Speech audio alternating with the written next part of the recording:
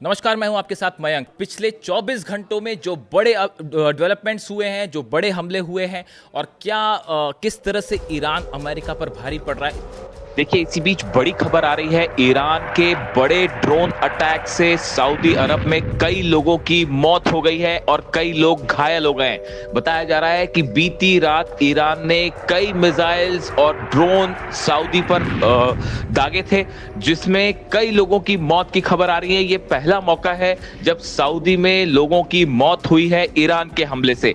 उसी तरह इजराइल पर भी बड़ा हमला किया गया बीती रात और बताया जा रहा है कि करीब 200 मिसाइल्स फायर की गई हैं एक रात के अंदर। और उसका नतीजा जो खबरें आ रही हैं, इजरायली एयरफोर्स का हेडक्वार्टर तबाह कर दिया गया है। इजरायली एयरफोर्स के हेडक्वार्टर को बड़ा नुकसान हुआ है और इमाद मिसाइल्स बताया जा रहा है कि सीधा हेडक्वार्टर के ऊपर गिरी है और इजराइल के एयरफोर्स का हेडक्वार्टर पूरी तरह से तबाह हो गया है।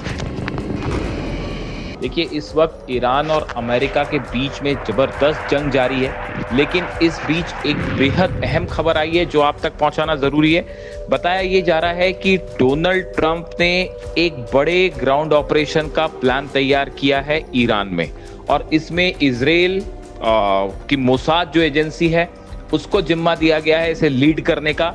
और ऑपरेशन का मकसद ये है कि ईरान में सैनिक भेजकर जो ईरान का यूरेनियम है, एनरिच्ड यूरेनियम है, 450 किलो से ज्यादा एनरिच्ड यूरेनियम है, इस पर कब्जा करना चाहते हैं डोनाल्ड ट्रंप। ऐसा बयान, ऐसी खबरें आ रही हैं कि इस तरह का एक प्लान तैयार किया गया है और एक बड़ा ग्राउंड ऑपरेशन हो सकता है। लेकिन ईरान ने इसको लेकर जवाब दिया है कि अगर आपके सैनिकों ने ईरान में कदम भी रखा तो पूरे के पूरे सैनिक काट दिए जाएंगे, किसी को भी जिंदा वापस नहीं लौटने दिया जाएगा। ईरान की राष्ट्रपति की तरफ से बयान आया है, हम अपनी 1 इंच जमीन नहीं देंगे, ईरान अपनी 1 इंच जमीन नहीं देगा। और आईआरजीसी की आईआरजीसी कह रही है, सेना कह रही है ईरान की कि हम आखिरी सांस तक जंग करेंगे। और अगर अमेरिका के सैनिक डेल्टा फोर्स ईरान में कदम रखते हैं तो उनको वो मजा चखाया जाएगा जो उन्होंने जिंदगी में नहीं सोचा होगा। अब देखिए, इसके ये जो खबरें हैं सामने आ रही हैं, इसको लेकर कई बड़े सवाल खड़े हो गए हैं और ऐसा लगता है कि डोनाल्ड ट्रंप अपनी हार को बचाने के लिए अपना फेस सेविंग की कोशिश कर रहे हैं। देखिए, ये सब देख रहे हैं जिस तरह से हमले लगातार जारी हैं, पूरे 12 अरब देशों पर जो है हमले हो रहे हैं।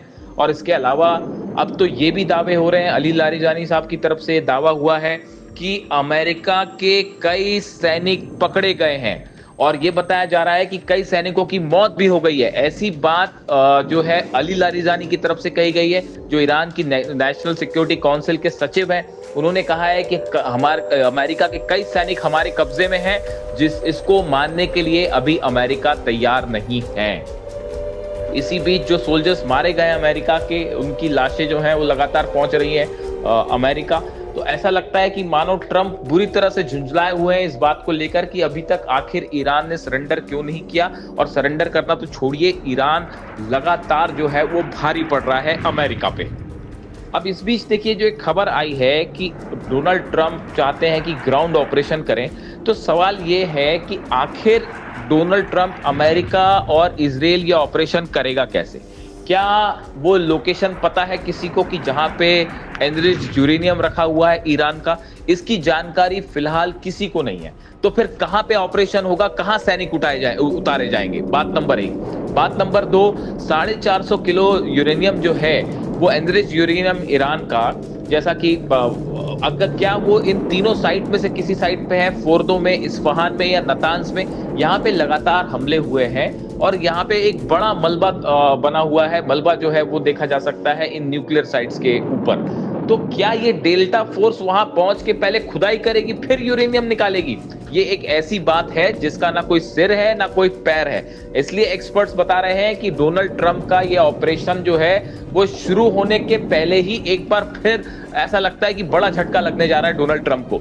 देखिए, कई एक्सपर्ट्स ये मान के चलते हैं, ऐसा बताते हैं कि डोनाल्ड ट्रंप पहले फैसला कर लेते हैं और उसके बाद फिर विचार करते हैं। तो इसी तरह से माना जा रहा है कि अगर ये ग्राउंड ऑपरेशन होता है तो इसमें बड़ी संख्या में अमेरिकन सोल्जर्स की कैजुअलिटी होगी। मोसाद और अमेरिका के जो सैनिक हैं, इनकी जो है वो मारे जा सकते हैं तेहरान जाने पर या ईरान पे कहीं पे भी ऑपरेशन होता है तो। और जहां तक सवाल है एनरिच्ड यूरेनियम का, इसके बारे में अभी किसी को कोई नहीं पता कि कितना किलो एनरिच्ड यूरेनियम है, कितनी जगहों पर रखा हुआ है, क्या एक से ज्यादा ठिकानों पर रखा हुआ है। ये ऐसे सवाल हैं जिसके जवाब किसी के पास नहीं है।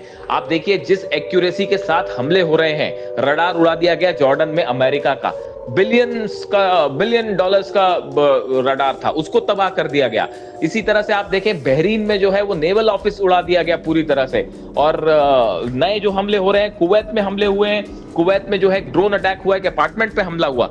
यानी ये ऐसे हमले हैं, इनको तो अमेरिका रोक नहीं पा रहा और अपना रडार सिस्टम तो बचा नहीं पा रहा। तो फिर ये कैसे संभव है कि वो ईरान में जाके ईरान का यूरेनियम जो है उसको ले आए।